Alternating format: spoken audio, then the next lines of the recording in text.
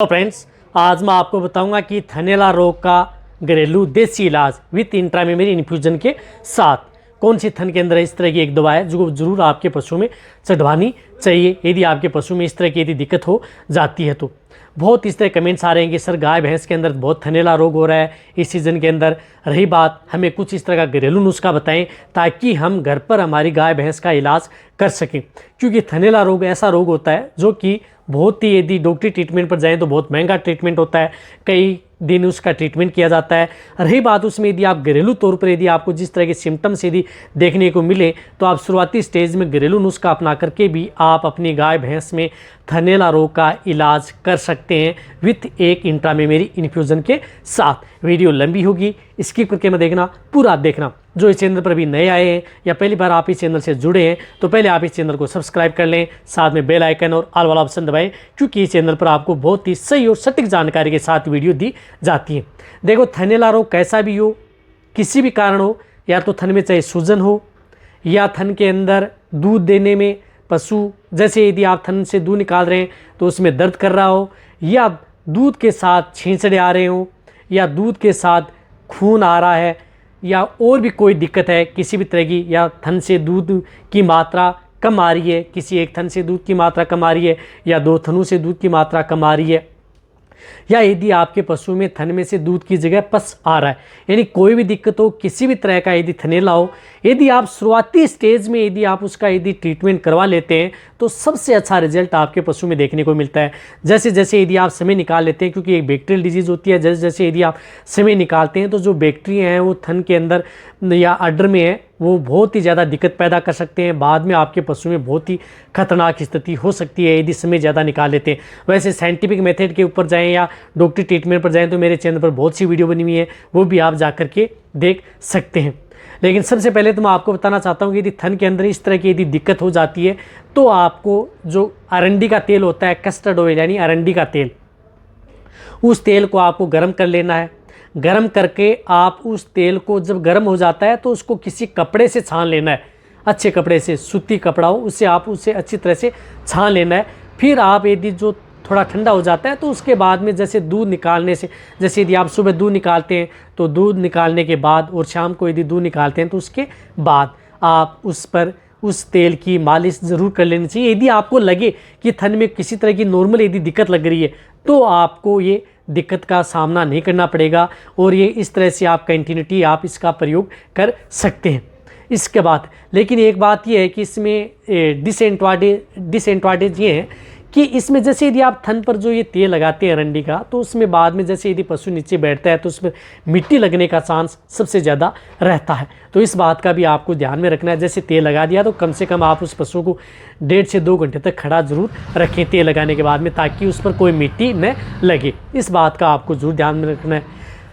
रही बात, यदि पशु के थन पर यदि सूजन आ गई है, सूजन आ रही है, हाथ लगाने पर दर्द महसूस कर रहा है, तो आपको क्या करना है, 10 ग्राम आपको हल्दी लेनी है, जो अपने 10 ग्राम हल्दी का पाउडर ले सकते हैं, और 10 ग्राम आपको सेंधा नमक लेना है, और उसमें आपको इनकी डबल मात्रा में आपको गाय का घी मिला लेना है, यानी 20 ग्राम आपको गाय का घी मिला लेना है।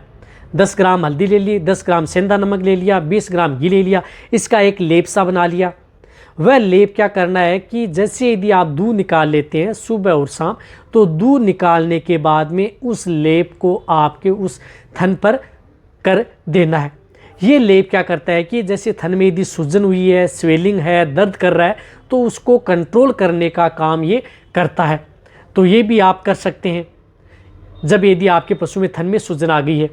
अब रही बात, यदि थनैला आपके पशु में हो चुका है, दूध में कमी आ गई है, थन में दूध के साथ छींचड़े आ रहे हैं, ब्लड आ रहा है, और या मवाद आ रही है, या पानी सा आ रहा है दूध के साथ, जैसे यदि आप दूध निकाल रहे हैं उसके साथ पानी सा आ रहा है, तो आप अपनी गाय या भैंस को क्या देना चाहिए। तो इसके लिए आपको क्या करना है, एक तो आपको 250 ग्राम गाय का घी लेना है, 250 ग्राम गाय का घी ले लेना है, और 250 ग्राम आपको नींबू का रस लेना है, क्योंकि इस तरह के केस के अंदर विटामिन सी की बहुत ज़्यादा ज़रूरत होती है, तो नींबू का रस बहुत ज़्यादा ज़रूरी है। तो आप नींबू का रस 250 ग्राम ले लेना है, और साथ में आपको उसमें आयरन के तौर पर, एंटीऑक्सीडेंट के तौर पर गुड़ लेना है, 250 ग्राम आपको गुड़ मिला लेना है। और साथ ही साथ आपको क्या करना है कि 10 से लेकर के 15 आपको काली मिर्च, जो काली मिर्च आती है वो 10 से 15 आपको कूट करके, गुड़ को आप अच्छी तरह से कूट लेना है। इन सब को आपको मिक्स कर लेना है। ये मिक्स करके आप अपने पशु को जो दाना मिश्रण दे रहे हैं या बांट दे रहे हैं, जो भी या बंटा दे रहे हैं, उसमें आपको एक समय मिला देना है। ये दिन में सिर्फ एक बार ही आपको ये डोज देनी है। यदि पशु में यदि थनैला रोग हो चुका है, शुरुआती स्टेज में हो चुका है, एक्यूट में हो चुका है, सब एक्यूट में हो चुका है, बहुत ही अच्छा रिजल्ट आपके पशु में देखने को मिलेगा। इस तरह से आपको लगातार 3 दिन से लेकर के 4 दिन तक आपको इसका प्रयोग करना ही करना है। ऐसा नहीं है कि यदि आपने एक डोज दे दी तो उससे आपका पशु ठीक हो जाएगा। लगातार आपको 4 दिन तो ये प्रयोग करना है। यदि आपके पशु में, इससे क्या होता है कि आपका पशु में जो भी यदि थन से संबंधित कोई दिक्कत हो चुकी है, उससे आपके पशु में आराम मिल जाएगा। अब इंट्रा मेमरी के तौर पर आपको क्या करना है, जो भी यदि उसके थन के अंदर चढ़ाने के लिए, थन में चढ़ाने के लिए मैं आपको एक इन्फ्यूज़न बताता हूँ जिसका प्रयोग आप कर सकते हैं। बहुत ही अच्छी है। यदि थन में चढ़ाने वाली जो दवा आती है उनमें सबसे अच्छी दवा है, बहुत ही अच्छा रिजल्ट आपके पशु में देगी, क्योंकि इसके अंदर कई इस तरह की जो एंटीबायोटिक आती हैं, जिसमें सिपालेक्सिन है, नियोमाइसिन सल्फेट है, प्रेनिसोलोन भी है।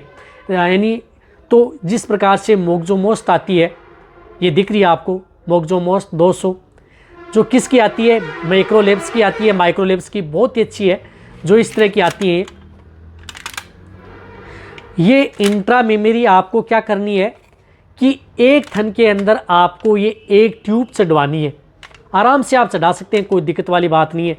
जैसे दूध यदि आपने निकाल लिया तो आप दूध निकालने के बाद में एक ट्यूब आप उसमें दिन में एक बार चढ़वा दें, और फिर दूसरे दिन इस तरह से आप लगातार 3 से 4 दिन, आपको यदि एक थन में दिक्कत हुई है तो लगातार 4 दिन आपको प्रयोग करना है।